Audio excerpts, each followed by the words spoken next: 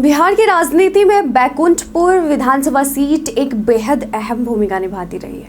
गोपालगंज लोकसभा क्षेत्र के अंतर्गत आने वाली यह सीट 1951 से ही सियासी हलचलों का केंद्र रही है। इस सीट की सबसे खास बात यह है कि यहाँ सत्ता की कमान समय समय पर अलग अलग दलों के हाथ में जाती रही है, यानी ये सीट कभी किसी एक पार्टी के स्थायी जागीर नहीं रही। अगर हम इसके इतिहास की बात करें तो 1951 में हुए पहले विधानसभा चुनाव में कांग्रेस के शिव बचन त्रिवेदी ने यहां जीत हासिल कर अपनी शुरुआत की थी, लेकिन 1957 में जनता ने एक निर्दलीय उम्मीदवार त्रिविक्रम देव नारायण सिंह पर भरोसा जताया और उन्हें जीत दिलाई।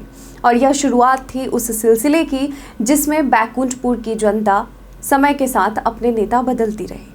1962 में एक बार फिर कांग्रेस के शिव बचन त्रिवेदी ने वापसी की, लेकिन 1967 में संयुक्त सोशलिस्ट पार्टी के सभापति सिंह ने बाजी पलट दी। 1969 में कांग्रेस का फिर से परचम लहराया, लेकिन 1972 में सोशलिस्ट पार्टी ने सत्ता में वापसी की। 1977 और 1980 में जनता पार्टी के ब्रज किशोर नारायण सिंह ने लगातार 2 बार जीत दर्ज की और यही सिलसिला उन्होंने 1985 और 1990 में भी कांग्रेस के टिकट पर जीत कर जारी रखा। यानी 4 बार लगातार विधायक बनना उनके राजनीतिक कद को दर्शाता है।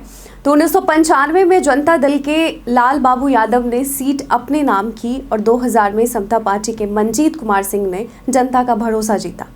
2005 में राजद के देवदत्त प्रसाद विजयी रहे, लेकिन 2010 में जदयू के मंजीत कुमार सिंह ने एक बार फिर से वापसी की।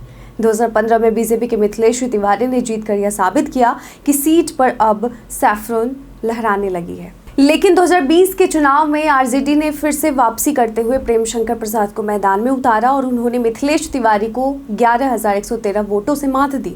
प्रेम शंकर को कुल 67,807 वोट मिले, जबकि बीजेपी के मिथिलेश को 56,694 वोटों पर ही संतोष करना पड़ा।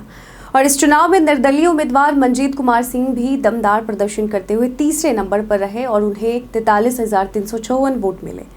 जातीय समीकरण की बात करें तो 2025 की ओर देखें तो समीकरण काफ़ी दिलचस्प हो गए हैं। जातीय आधार पर देखें तो राजपूत, यादव, ब्राह्मण, मुस्लिम वोटर इस सीट की निर्णायक ताकत है। इनके अलावा रविदास और पासवान समुदाय के वोटर भी इस चुनावी संतुलन को बदल सकते हैं और यही कारण है कि कोई भी राजनीतिक दल इन्हें नज़रअंदाज करने की भूल नहीं कर सकता। आरजेडी की 2020 में हुई जीत एक मजबूत संकेत है कि जातीय समीकरण और जमीन पर काम करने वाले नेता यहां भारी पड़ सकते हैं, लेकिन बीजेपी और जदयू भी बैकफुट पर नहीं है। बैकुंठपुर की सियासत में जातीय गुनागणित के साथ साथ उम्मीदवार की छवि और पार्टी की रणनीति दोनों ही निर्णायक भूमिका निभाते हैं। ऐसे में यह देखना दिलचस्प होगा बेहद ही कि 2025 के चुनाव में जनता फिर एक बार बदलाव चाहती है या प्रेम शंकर प्रसाद को दोबारा मौका देती है।